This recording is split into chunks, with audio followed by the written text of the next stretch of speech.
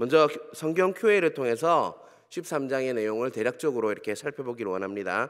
1번입니다. 씨를 뿌리는 자가 씨를 뿌릴 때 어디에 떨어졌습니까? 우리가 3절, 4절, 7절, 8절에 보면요, 길가, 돌밭, 가시떨기, 그리고 좋은 밭이라고 나와 있습니다. 좋은 땅에 떨어진 씨는 어떻게 되었습니까? 8절에 보면요, 어떤 것은 100배, 어떤 것은 60배, 어떤 것은 30배 결실을 맺었다라고 말씀하고 있죠. 근데 마가복음에 보면 30배, 60배, 100배 이렇게 서술하고 있습니다. 왜 비유를 말씀하십니까? 보면 10절에서 12절에 잘 나와 있는데요. 이렇게 왜 비유로 말씀하냐면, 천국은 인간의 개념으로 이렇게 설명할 수 없을 정도로 어마어마하고 굉장하고 정말 좋은 곳이기 때문에, 인간의 개념으로 설명할 수 없기 때문에 비유로 설명할 수 있다고 할 수 있습니다. 또 두 번째로요, 쉽게 이해하기 위해서 다시 말하면 천국은 인간이 한 번도 경험해 보지 못한 세계이기 때문에, 그래서 예수님이 인간이 가장 잘 이해할 수 있는 실제 생활을 비유로 이렇게 들어서 천국을 가르쳐 주신 것입니다. 10절에서 12절에 보면요, 제자들이 예수께 나와 이르되 어찌하여 그들에게 비유로 말씀하시니까? 대답하여 이르시되 천국의 비밀을 아는 것이 너에게는 허락되었으나 그들에게는 아니 되었나니 무릇 있는 자는 받아 넉넉하게 되되 없는 자는 그 있는 것도 빼앗기리라. 이렇게 말씀하고 있습니다. 비유는 어떤 사람에게는 감추기 위해서 이렇게 사용되기도 했지만, 더 강조하는 것은요, 12절에 보면 아는 자가 더 넉넉하게 되는 것에 목적이 있다고 할 수 있습니다. 그래서 비유를 통해서 우리는요, 깨달으면 깨달을수록 천국을 더 사모하게 되는 것이 바로 비유의 목적이라고 할 수가 있는 것입니다. 4절을 보면요, 어떤 자가 복이 있는 자이고 그 이유가 무엇입니까? 어떤 자가 복이 있는 자이고 그 이유가 무엇입니까? 이렇게 묻고 있습니다. 14절과 16절에 보면요, 이사야 예언에 의하면 듣기는 들어도 깨닫지 못하고 보기는 보아도 알지 못한다는 말씀이 이사야 말씀을 이야기하고 있습니다. 눈으로 봄으로 또 귀로 들음으로 비유를 깨닫게 되는 자가 바로 복이 있다라고 말씀하고 있는 것이죠. 자, 5번입니다. 가시떨기에 떨어진 씨는 왜 결실하지 못했습니까? 라고 하고 있는데, 22절을 한번 찾아보시겠어요? 말씀을 들으나 세상의 염려나 재물의 유혹에 말씀이 막혀서라고 하고 있습니다. 그것들이 막혀서 결실을 못한다라고 말씀하고 있는 것이죠. 6번입니다. 곡식 가운데 가라지를 뿌리는 자는 누구입니까? 라고 묻고 있죠. 25절에 보면요, 잘 때에 원수가 와서 가라지를 덧뿌리고 갔더니 라고 말씀되어 있습니다. 원수가 와서 뿌리는 자는 이렇게 덧뿌리고 간다라고 말씀하고 있는 거죠. 7번입니다. 작은 것들이지만 크게 되는 두 가지 비유가 무엇입니까? 크게 되는 비유가 31절에서 33절에 나오죠. 뭐냐면 바로 겨자씨와 누룩의 특징이 바로 이렇게 작은 것이지만 크게 되는 그 두 가지 비유를 이렇게 말씀하고 있습니다. 8번입니다. 천국은 마치 무엇과 같다고 했습니까? 44절, 45절, 47절을 보시면요, 44절에는 마치 밭에 감추인 보화와 같으니 라고 하고 있죠. 또 45절에는요, 마치 좋은 진주를 구하는 장사와 같으니 라고 말씀하고 있습니다. 또 47번은요, 마치 바다에 치고 각종 물고기를 모는 그물과 같으니 라고 말씀하고 있습니다. 9번입니다. 예수님의 형제들이 누구입니까? 이렇게 얘기하고 있죠. 야고보, 55절에 보면 야고보, 요셉, 시몬, 유다 이렇게 말씀하고 있습니다. 10번입니다. 예수님께서 가셔서 능력을 많이 행하지 않은 이유가 무엇입니까? 57절, 58절에 나와 있는데요, 그들이 예수님을 믿지 않음으로 말미암아서 그들이 예수님께서 능력을 많이 행하지 않았다라고 이렇게 말씀하고 있습니다. 우리는 지금 말씀을 대략적으로 봤습니다. 마태복음 13장은요, 천국 비유장이라고 이렇게 불릴 만큼 천국에 대한 이렇게 비유 7가지가 꽉 채워져 있는 장이 바로 13장이라고 할 수 있습니다. 7가지 비유는요, 씨 뿌리는 자의 비유가 있고, 그리고 곡식과 과라지 비유, 겨자씨 비유, 그리고 누룩 비유, 감추인 보화 비유, 값진 진주 비유, 그리고 그물 비유가 이렇게 7가지 비유라고 할 수 있습니다. 사랑하는 성도 여러분, 먼저 우리가 1절, 2절을 보면서 우리가 한번 상상해 보시길 원합니다. 예수님께서 비유로 말씀하실 때 어떤 상황에서 말씀을 하셨는지 우리가 한번 상상해 보길 원합니다. 예수님께서 갈릴리 바닷가로 나가셨습니다. 그리고 그곳에는 큰 무리들, 많은 사람들이 예수님께 몰려들었습니다. 예수님께서는요, 무리에 뜬 배 위에 올라 앉으셨습니다. 그리고 해변에 이렇게 많은 무리들이 있는데 그 맞은편에서 많은 사람들을 바라보시면서 배 위에 올라서 그 바닷가에 나와 있는 사람들에게 천국에 관한 비유에 대한 말씀을 지금 선포하고 계시다는 것을 이렇게 머리에 두시고 이렇게 이 말씀을 이렇게 이해하시기 바랍니다. 해변에 몰려온 많은 사람들 중에는요, 예수님을 따르는 무리도 있었지만 그 따르는 제자만 있는 것이 아니라 또 예수님을 미워하는, 또 예수님을 배도하고 이렇게 불신하는 자들이 이렇게 함께 있었다는 것이죠. 물론 하나님을 알지 못하는 자들은 그 비유가 이렇게 말하고자 하는 의미를 깨닫지 못했지만요, 예수님을 따르는 제자들은요, 그 말씀을 통해서 더 어떻게 됐을까요? 비유의 목적이 천국을 더 이해하고 또 천국을 누리고 천국을 사모하는 데 목적이 있지 않습니까? 그래서 그 말씀을 들으면서 아, 천국이 이런 것이구나 하면서 더 사모하게 되었다는 것이죠. 앞에서 말씀드렸지만 비유는 어떤 사람에게는 감추기 위해서 사용되었고, 이 비유를 깨닫는 자들에게는요, 그 말씀을 깨달으면 깨달을수록 그것을 더 사모하게 되는 은혜가 있다는 것입니다. 오늘 비유의 말씀을 통해서 이 땅에서 천국을 넉넉히 누리고 또 천국을 사모하는 은혜가 각자에게 있으시길 간절히 바랍니다. 3절에서 23절까지의 씨 뿌리는 자의 비유를 보도록 하겠습니다. 비유의 말씀 중에는요, 씨 뿌려지는 영역이 바로 네 가지로 이렇게 특정하고 있습니다. 길가와 돌짝밭이고, 그리고 또 가시덤불, 또 좋은 밭, 이렇게 네 가지로 이렇게 나누어져 있다는 것을 우리는 너무나도 잘 알고 있습니다. 먼저 4절에서 6절까지 길가밭은요, 팔레스타인 특성상 밭과 밭 사이에 난 길을 말합니다. 이 길은요, 농부들, 많은 사람들, 그리고 또 여행객들이 이 길을 밟고 다니니까 그 길이 어떻게 됐을까요?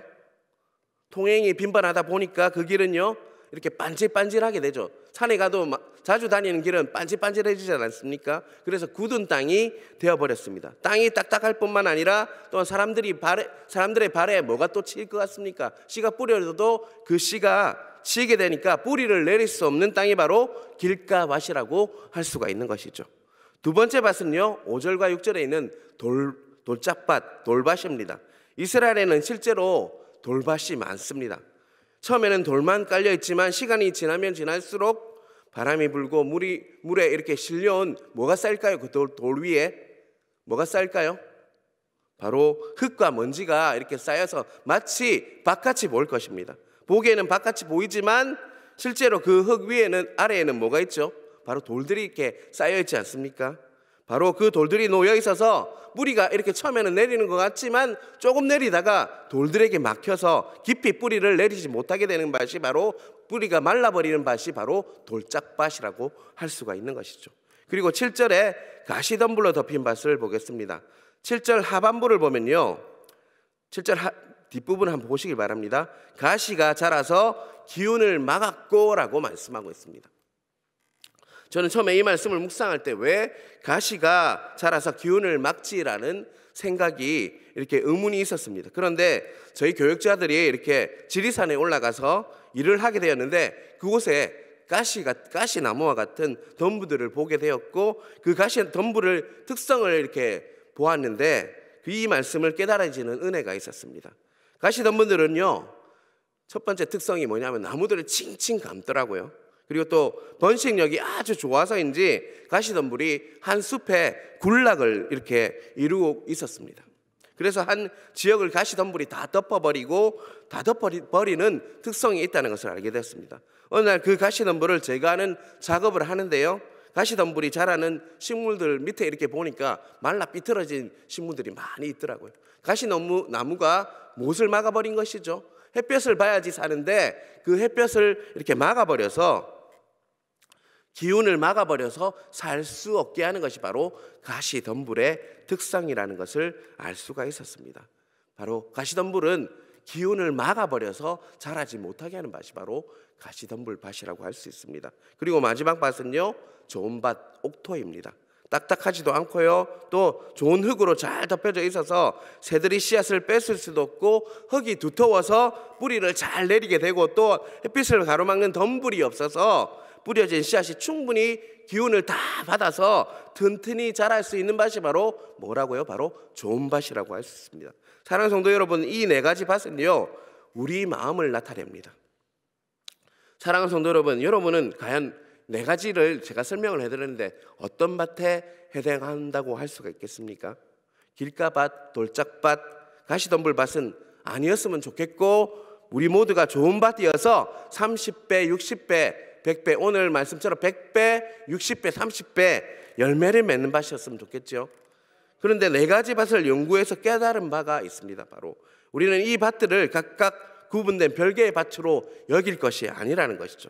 다시 말하면 네 가지 밭이, 어떤 밭은 길바닥 같은 밭이고, 또 다른 어떤 밭은 돌땅, 그리고 또 다른 어떤 밭은 가시덤불로 뒤덮인 땅이고, 또 나머지는 좋은 땅이라고 각각 밭들이 구분되어져 있는 별개의 밭이 아니라 그 밭은 다른 특성을 지닌 밭들이 하나로 연결되어 전체의 밭을 이루고 있다는 마음이 들었습니다.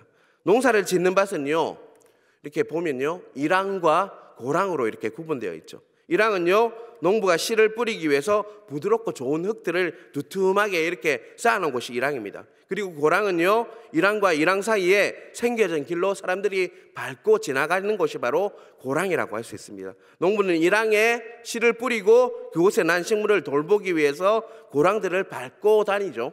그리고 시간이 가면 갈수록요, 그 고랑은 어떻게 됐습니까? 사람들이 빈번하게 밟으니까 반질반질해지고 딱딱해지는 것이 바로 고랑이라고 할 수 있습니다. 그리고 돌밭은요, 일항과 고랑을 만들기 위해서 주워놓은 돌들을 어떻게 할까요? 쌓아둔 것이 바로 돌짝밭이라고 할 수 있습니다.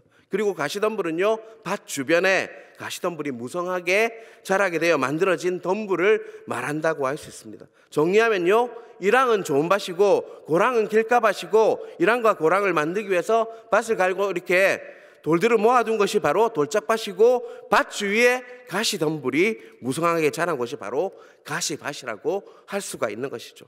따라서 밭에는 다양한 상태의 땅이 있지만 길가와 돌짝과 가시덤불과 좋은 흙이요, 하나로 연결돼서 밭을 이루고 있다는 것입니다. 누가복음 8장 15절을 제가 읽겠습니다. 좋은 땅에 있다는 것은 착하고 좋은 마음으로 말씀을 듣고 지키어 인내로 결실하는 자니라 라고 말씀하고 있습니다.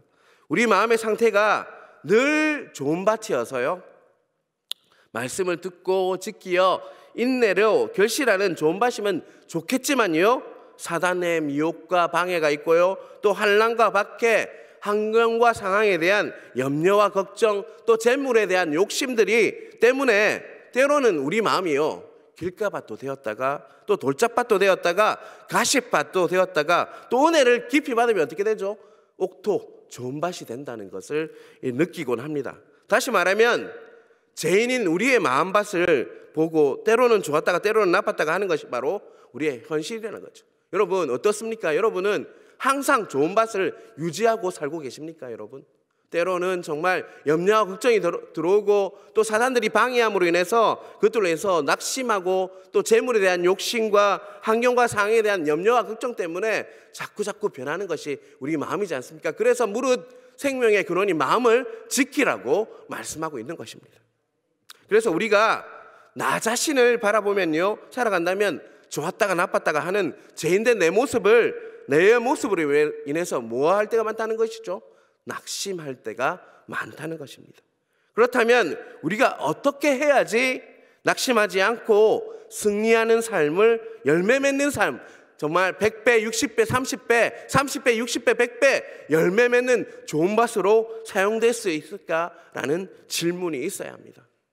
그 답을 이렇게 찾다가요, 오늘 본문과 같이 밭의 비유를 설명하는 마가복음 4장 14절을 말씀을 보게 되었습니다. 제가 마가복음 4장 14절 말씀을 이렇게 읽겠습니다. 뿌리는 자는 말씀을 뿌리는 것이라 라고 말씀하고 있습니다. 마가복음 4장 14절에 뿌리는 자는요, 분명히 누구라고 생각하십니까? 여러분 뿌리는 자는 누구시죠?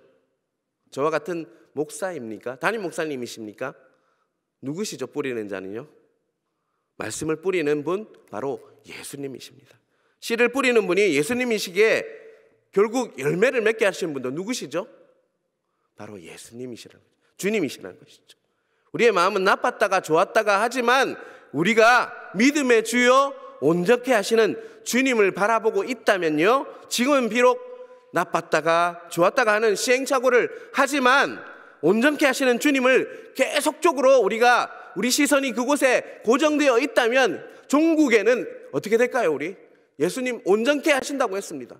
믿음의 주라고 하셨습니다. 우리가 믿음의 대상이고 우리를 온전케 하시는 주님을 계속적으로 우리가 바라보면서 주님을 사랑하며 살아간다면 우리는 종국에는요 100배, 60배, 30배 좋은 밭, 열매 맺는 밭으로 사용될 것이다 라는 마음이 들었습니다. 여러분, 히브리서 12장 2절입니다. 믿음의 주요 또 온전하게 하시는 이인 예수를 바라보자. 우리가 평생 해야 할 작업이 뭐냐면 바로 믿음의 주요 또 온전케 하시는 이인 예수님을 바라보는 그 일이라는 것입니다. 오늘 정말로 우리 오늘 새벽 다시 한번 고백했으면 좋겠습니다.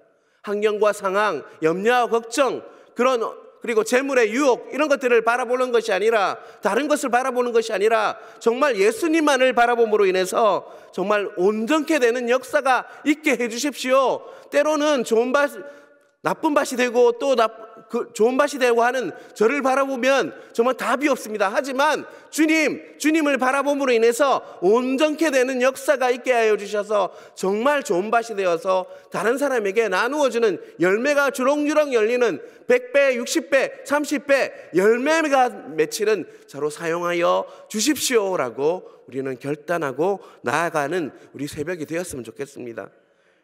그래서 점차로 내 마음이 좋은 밭으로 일구어져서 어떤 일이 일어나냐, 오늘 말씀처럼 겨자씨가 이렇게 자라면 나무가 되고 결국은 그것이 뭐가 될까요? 숲이 되죠.